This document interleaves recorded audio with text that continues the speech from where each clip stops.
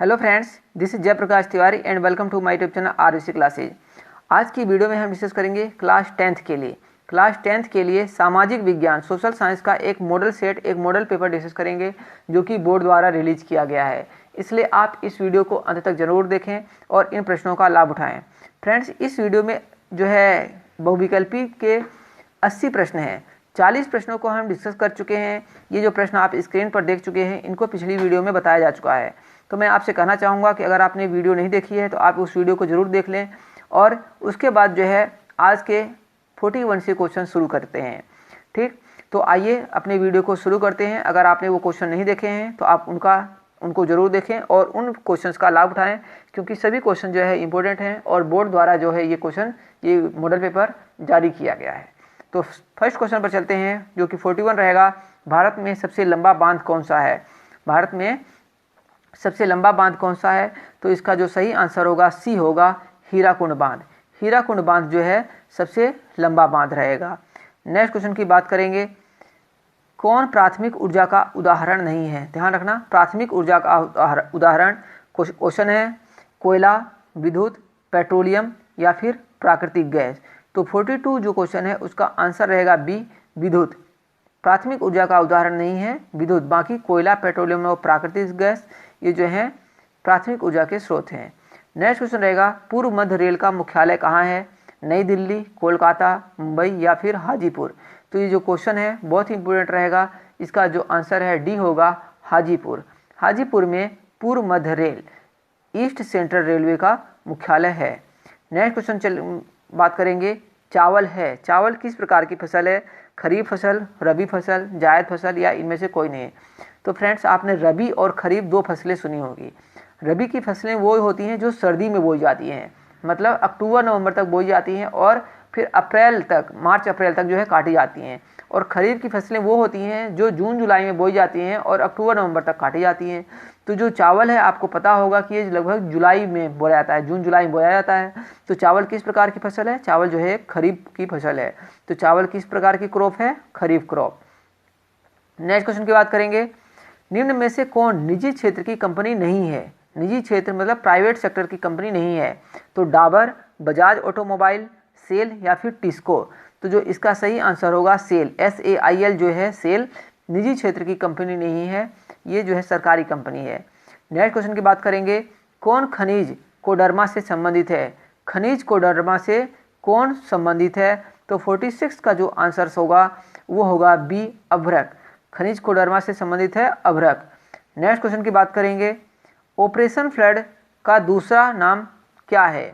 Operation flood जो है दूसरा नाम क्या है? तो ये भी अच्छा क्वेश्चन है।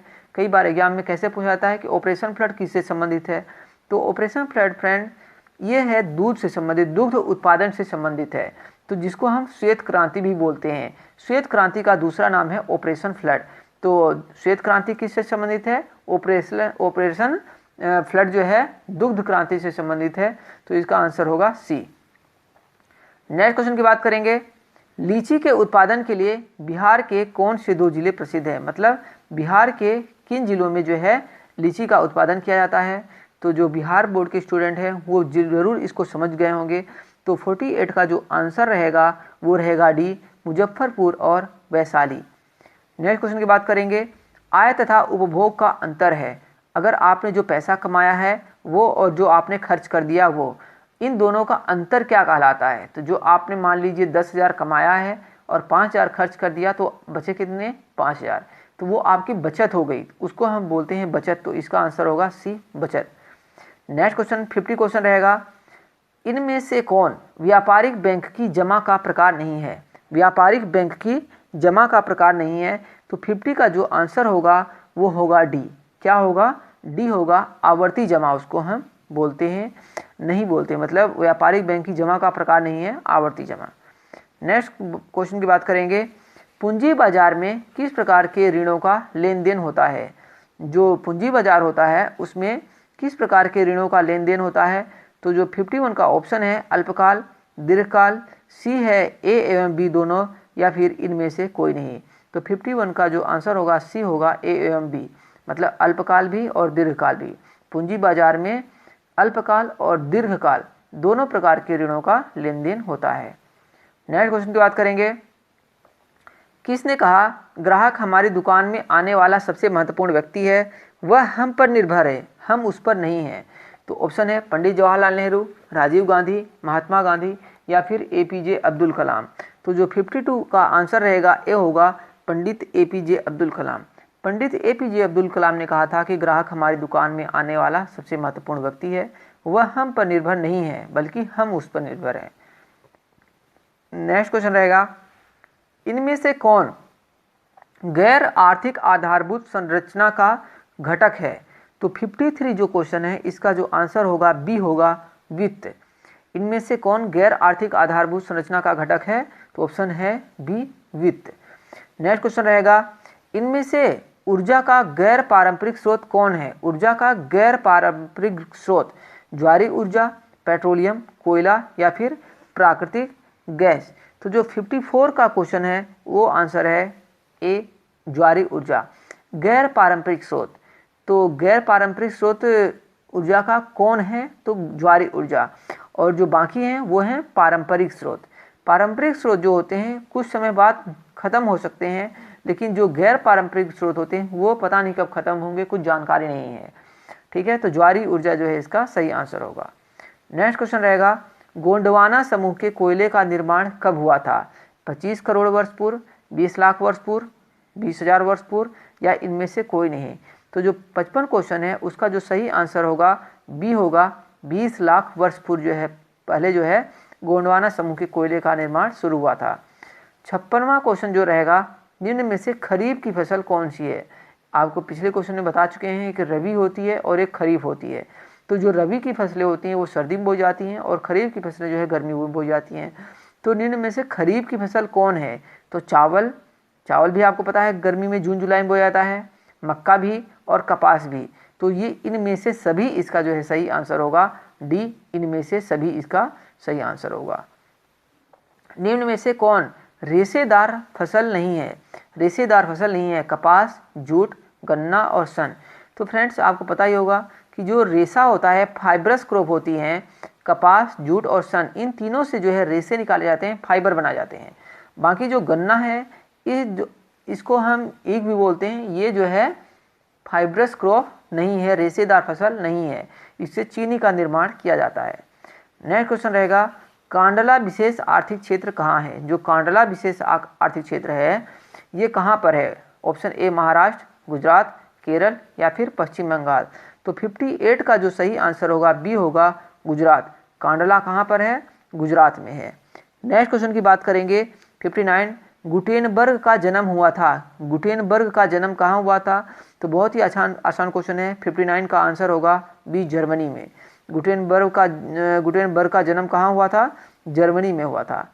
नेक्स्ट क्वेश्चन रहेगा, इंग्लैंड में मुद्रण कला की शुरुआत किसने की। तो ऑप्शन है हैमिल्टन ने, कैक्सटन ने, एडिसन ने या फिर स्मिथ ने। तो 59 का जो होगा बी होगा कैक्सटन।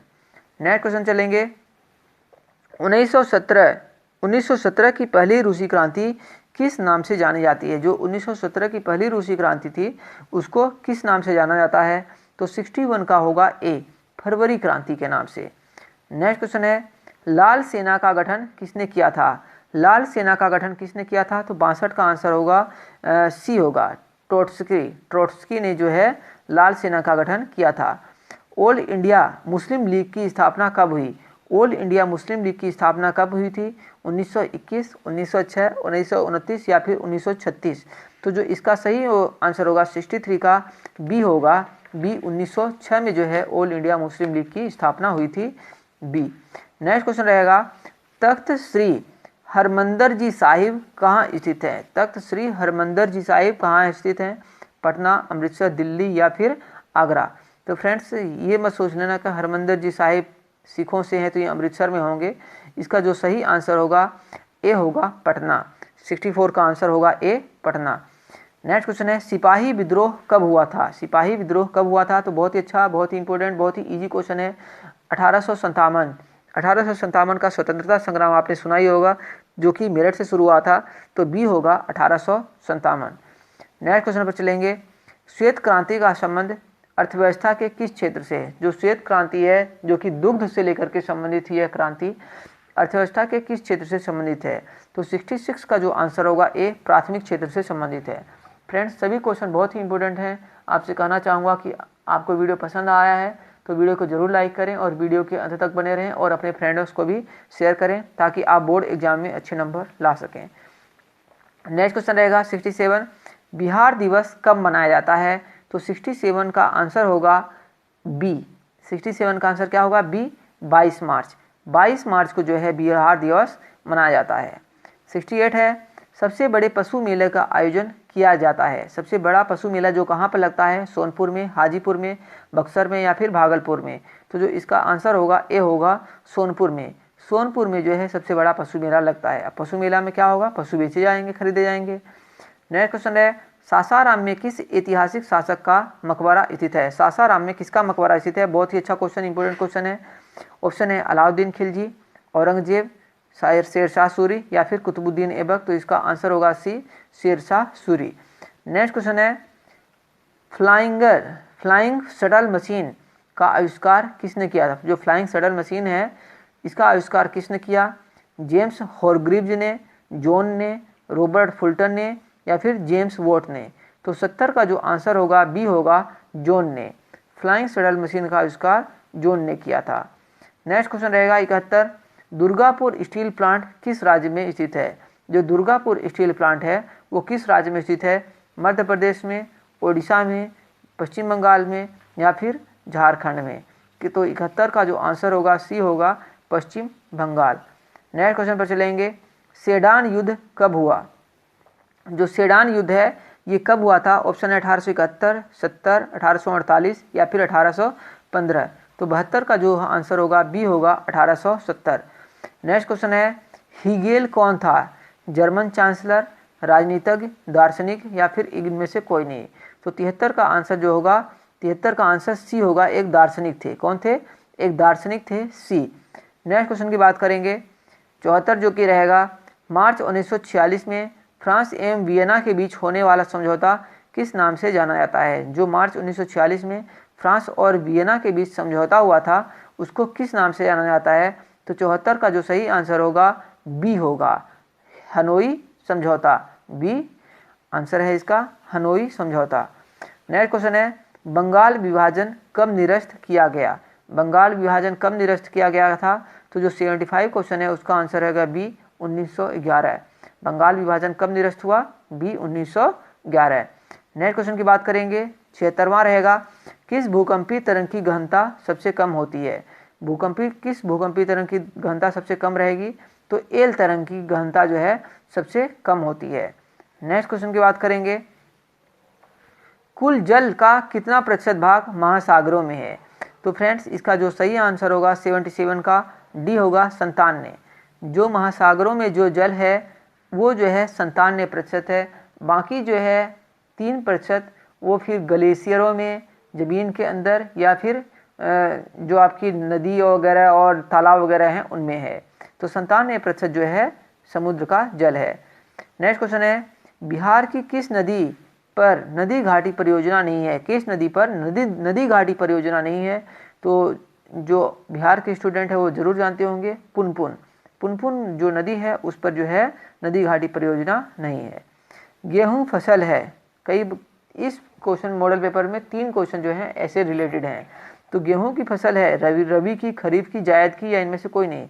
तो आपको पता होगा कि आजकल के समय जो है गेहूं बोए गए हैं, मतलब सर्दी में बोए गए हैं, ठीक है। और जो सर्दी की फसलें होती हैं वो रबी की फसलें कहलाती हैं, जो कि अभी बोई जाती हैं अक्टूबर नवंबर में और ही मार्च अप्रैल में काटी जाती हैं। तो जो इसका आंसर होगा बी, रबी। नेक्स्ट क्वेश्चन पर बात करेंगे, बलवंत राय मेहता समिति का संबंध किससे है? जो बलवंत राय मेहता समिति है इसका संबंध किससे है? तो इसका आंसर होगा बी, पंचायती राज व्यवस्था। पंचायती राज व्यवस्था से बलवंत राय मेहता समिति संबंधित है। और सबसे पहले भारत में पंचायती राज की शुरुआत राजस्थान के नागौर जिले में की गई थी। फ्रेंड्स ये थे 80 ऑब्जेक्टिव क्वेश्चन। इसके आगे के जो क्वेश्चन हैं जो कि महत्वपूर्ण, लघु उत्तरी, दीर्घ उत्तरी सारे प्रश्न रहेंगे, इनको जो है नेक्स्ट वीडियो में आपको बताएंगे। आपसे कहना चाहूँगा कि अगर आपको वीडियो पसंद आया है तो वीडियो को ज़रूर लाइक करें और हमारे चैनल को सब्सक्राइब कर लें ताकि आपको आगे भी नोटिफिकेशन मिलते रहें। Okay friends, thank you for watching this video. मिलेंगे नेक्स्ट वीडियो में।